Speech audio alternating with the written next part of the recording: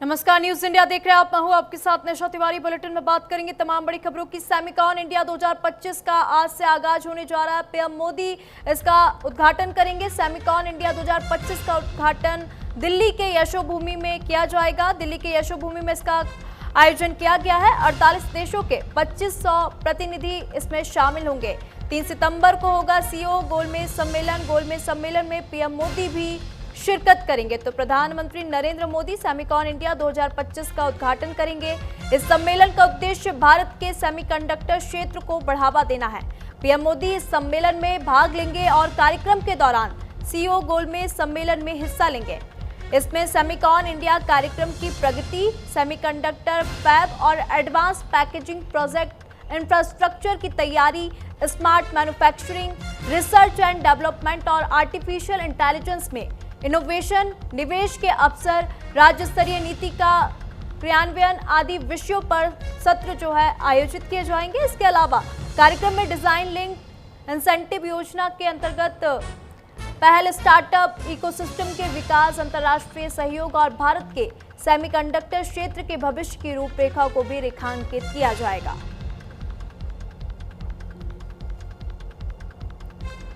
तो Semicon India 2025 आज से प्रधानमंत्री मोदी इसका उद्घाटन करेंगे। 48 देशों के 2500 प्रतिनिधि इसमें शामिल होंगे। तो इसका मकसद है भारत के सेमीकंडक्टर इकोसिस्टम को गति देना।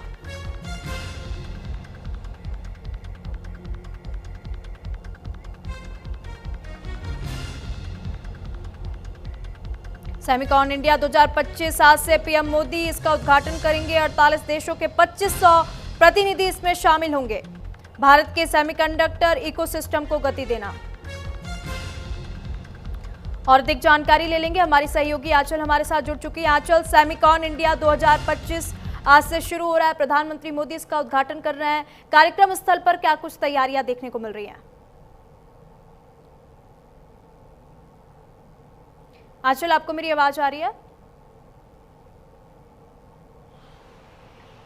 जी बिल्कुल, देखिए आज दिल्ली के अंदर जो है वो सेमिकॉन 2025 का आगाज़ होने जा रहा है। दिल्ली की यशोभूमि से देखिए ये आगाज़ होने जा रहा है, जिसका उद्घाटन जो है प्रधानमंत्री नरेंद्र मोदी के द्वारा किया जाना है। 10 बजे का समय है जब प्रधानमंत्री जो है सेमिकॉन 2025 का उद्घाटन करेंगे, और जिसमें देखिए 48 से ज़्यादा देश जो हैं वो शिरकत करने जा रहे हैं। यानी कि अब मेक इन इंडिया के तहत भारत जो है आगे बढ़ता हुआ नज़र आने वाला है। वहीं देखिए अगर बात करें तो इससे नए स्टार्टअप की हम बात करें, एआई की बात करें, या फिर देखिए फैब परियोजनाओं की बात करें, तो इन सभी क्षेत्रों में एक बड़ा कदम भारत उठाने जा रहा है, जो कि कह सकते हैं कि आज की यशोभूमि इस बात की गवाह बनेगी कि 48 देश जो है इस सेमिकॉन 2025 में शामिल होने जा रहे हैं।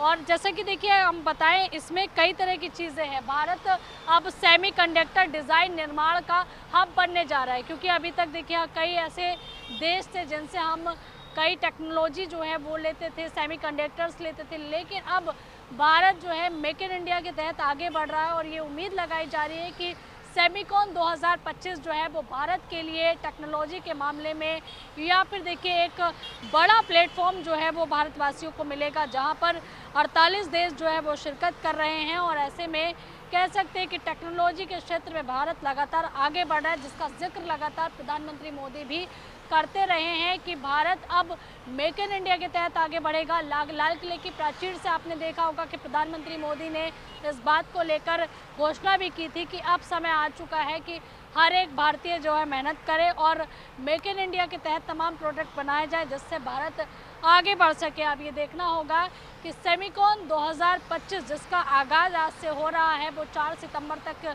चलने वाला है। यानी कि इसका जो आगाज़ है वो आज से हो रहा है। और सबसे बड़ी बात यह है कि टेक्नोलॉजी के क्षेत्र में भारत अपने कदम आगे बढ़ा रहा है। बिल्कुल। और आंचल, ये बात भी सामने आती है कि क्या इस कॉन्फ्रेंस के बाद भारत में नई सेमीकंडक्टर फैक्ट्री लगाने का जो रास्ता है वो साफ होगा या नहीं?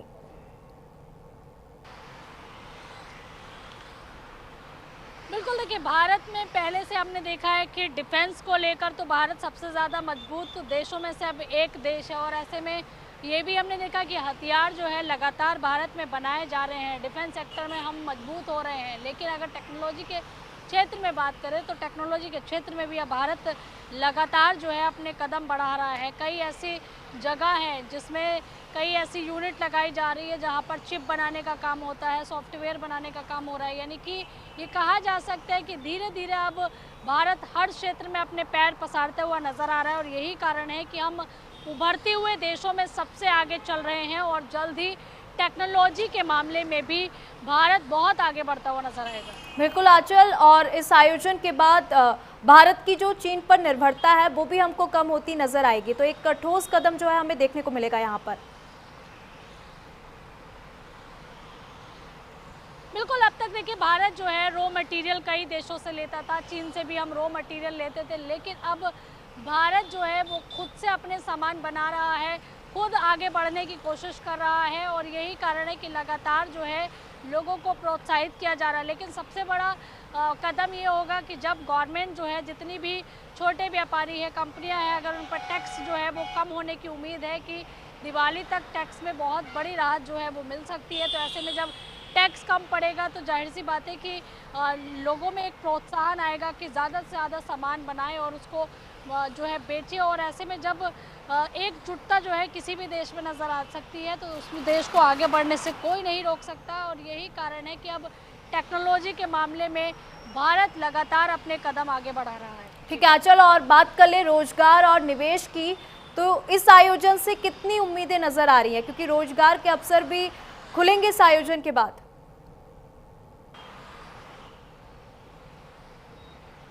बिल्कुल, देखिए चाहे हम बात करें टेक्नोलॉजी के क्षेत्र में, हम देख रहे हैं कि तमाम कंपनियां हैं जो नौकरियां निकाल रही हैं और जैसे कि अगर हम इस आयोजन की बात करें तो सेमीकंडक्टर, फैब्रिक्स की हम बात करें या फिर इसके अलावा उन्नत पैकेजिंग की बात करें तो इन क्षेत्रों में भी देखिए इससे राहत मिलेगी। इसके साथ ही चाहे हम आर्टिफिशियल इंटेलिजेंस की बात करें तो यहाँ पर भी राहत मिलते हुए नज़र आ सकती है, यानी कि यहाँ पर भी बहुत सारे विकल्प जो हैं वो लोगों के लिए खुलेंगे।